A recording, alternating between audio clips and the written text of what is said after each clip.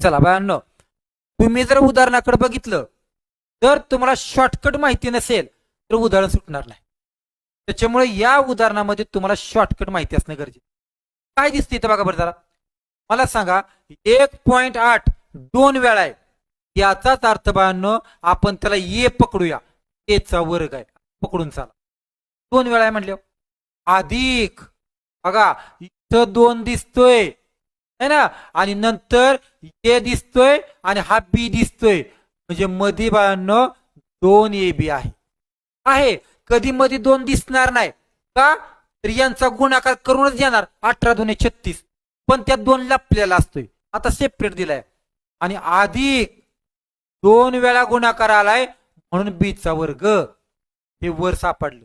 आणि खाली काय सापडतंय, त्याला ए समजलाय आणि त्याला बी समजलाय, अधिक बी.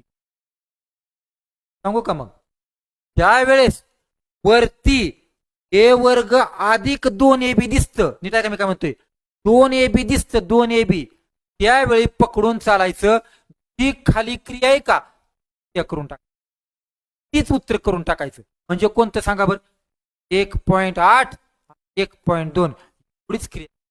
पण अट काय माहितीये का, वरती 2 ए बी दिसला पाहिजे मधी.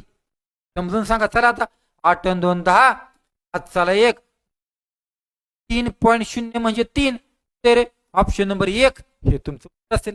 कुठे नाही कळलं सांगा. ठीक आहे, परत आहे का, कधी मध्ये 2 याच्यात लपलेला असतो या, त्यामुळे 2 आहे असं समजायचं या.